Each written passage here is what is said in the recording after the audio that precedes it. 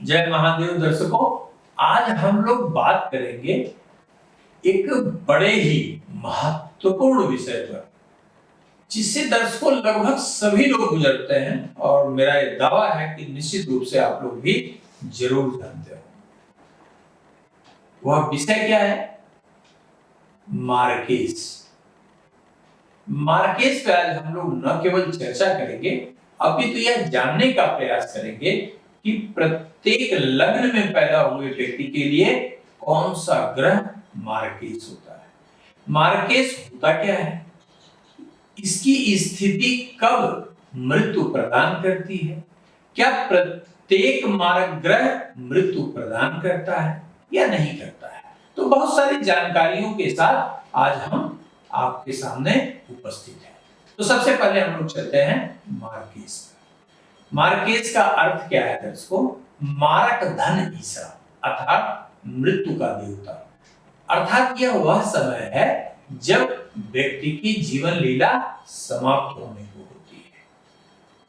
लेकिन यहां पर यह ध्यान देने का विषय है कि प्रत्येक विपरीत ग्रह, अर्थात मान लीजिए कि किसी भी व्यक्ति की जन्म कुंडली के हिसाब से कोई भी ग्रह मारक हो, तो ऐसा नहीं होता है कि वह ग्रह दशा के रूप में, अंतर्दशा के रूप में, प्रत्यंतर दशा के रूप में जब चलेगा तो व्यक्ति मर जाएगा। ऐसा बिल्कुल नहीं होता है। मौलिक रूप से जब किसी भी व्यक्ति के आयु का खंड या काल खंड उसके जीवन का समाप्त हो जाता है और तिथि, वार, नक्षत्र, करण सब विपरीत हो जाते हैं और मारक ग्रह की दशा का भोग होता है, अंतर्दशा का भोग होता है, तो व्यक्ति मृत्यु को निश्चित रूप से प्राप्त होता है।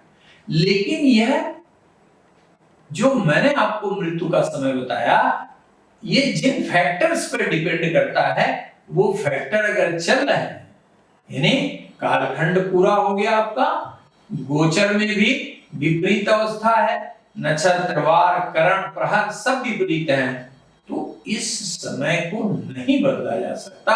अर्थात यह मृत्यु का अटल समय अपरिवर्तित है। इसे जो बदल सकता है उसे भगवान देवाधिदेव महादेव कहते हैं, महाकालेश्वर कहते हैं।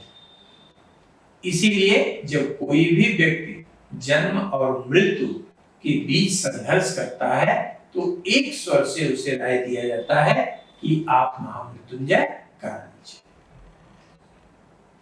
लेकिन हर शारीरिक कष्ट देने वाला या मृत्यु तुल्य कष्ट देने वाला ग्रह आपका मार्क्वेज नहीं होता है। मार्क्वेज वही होगा जिसका मैंने उल्लेख किया। अब हम प्रत्येक लग्न में मारक के ग्रह को पहचानेंगे और जानेंगे कि कौन सा ग्रह मार्क्वेज होता है। तो सबसे पहले लग्न मेष। ध्यान रखिएगा दर्शकों, मैं लग्न की बात कर रहा हूं, मैं राशि की बात बिल्कुल नहीं कर रहा हूं। तो मेष लग्न में द्वितीय भाव और सप्तम भाव का जो नेतृत्व करता है वह शुक्र नामक ग्रह होता है। तृतीय भाव का नेतृत्व बुध करता है। इसलिए हमेशा मेष लग्न में शुक्र और बुध ही प्रबल मारक ग्रह होते हैं। दूसरा वृष लग्न, टारस एसिडेंट में वृष लग्न में मंगल नामक ग्रह आपके द्वादश भाव और सप्तम भाव का नियंता होता है और बृहस्पति भी अष्टमेश होने के साथ साथ एकादशेश होता है, जिसके कारण वृष लग्न में भी मंगल और बृहस्पति को प्रबल मारक ग्रह कहा जाता है। लेकिन इसका ये भाव बिल्कुल नहीं है कि कभी भी मंगल की दशा महादशा आ जाए तो मृत्यु होगा, बिल्कुल नहीं। मार्क्वेज शब्द तभी लगाया जा सकता है जब कालखंड पूरा हो जाए। ध्यान रखिएगा इस बात। मिथुन लग्न में भी सप्तम का नेतृत्व बृहस्पति करता है, लेकिन दशम का भी नेतृत्व करता है, इसलिए यह न्यूट्रल कहलाता है। लेकिन मारक की स्थिति में कभी कभी बृहस्पति मारक का कार्य करता है। लेकिन मिथुन लग्न में मंगल प्रथम नंबर पर और बृहस्पति द्वितीय नंबर पर मारक का कार्य करता है। कर्क लग्न, कर्क लग्न में सर्वाधिक प्रबल मारक ग्रह शनि होता है। शनि के बाद दूसरा नंबर बुध का आता है।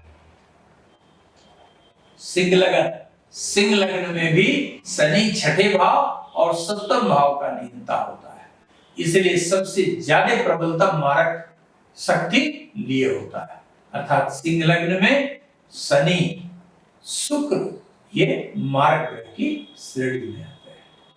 कन्या लग्न, कन्या लग्न में बृहस्पति और मंगल प्रबल मारक ग्रह की श्रेणी में आते हैं। वृश्चिक लग्न, वृश्चिक लग्न में शुक्र और बुध ये प्रबल मारक ग्रह की श्रेणी में आते हैं। धनु लग्न, धनु लग्न में शनि और बुध ये प्रबल मारक ग्रह की श्रेणी में आते हैं। मकर लग्न, मकर लग्न में बृहस्पति प्रधान मारक ग्रह है। कभी कभी सूर्य भी यह कार्य करता है, लेकिन चूंकि सूर्य मकर लग्न में अष्टम का नेतृत्व करता है और अष्टमेश को मारकत्व प्राप्त नहीं हो पाता जब उसका स्वामी सूर्य या चंद्र हो। इसलिए ध्यान रखिएगा कि मकर लग्न में भी मारक की जो स्थिति बनाएगा वह बृहस्पति बनाएगा प्रबलतम रूप से। दूसरे नंबर पर आप मकर लग्न में मंगल को लेंगे। कुंभ लग्न, कुंभ लग्न का स्वामी भी शनि होता है और इस शनि के अतिरिक्त सूर्य और बृहस्पति मारक होते हैं, लेकिन सूर्य सप्तमेश का नेतृत्व करता है और बृहस्पति भी अकारक भाव का नेतृत्व करता है, लेकिन प्रबल मारक के रूप में आपके मंगल और बृहस्पति ही आते हैं। इसके पश्चात मीन लग्न, मीन लग्न में सप्तम भाव का नेतृत्व बुध नामक ग्रह करता है और बुध के साथ साथ शनि एकादश और द्वादश भाव का नेतृत्व करता है, इसलिए मीन लग्न में भी शनि और बुध ही प्रधान मारक ग्रह बनते हैं। दर्शकों, अब आपको प्रत्येक लग्न के मारक स्पष्ट हो गए होंगे। अगले एपिसोड में प्रत्येक लग्न में मार्केज से बचने के क्या उपाय हैं हम लोग इस पर चर्चा करेंगे। तब तक के लिए धन्यवाद। अगले एपिसोड में पुनः मुलाकात।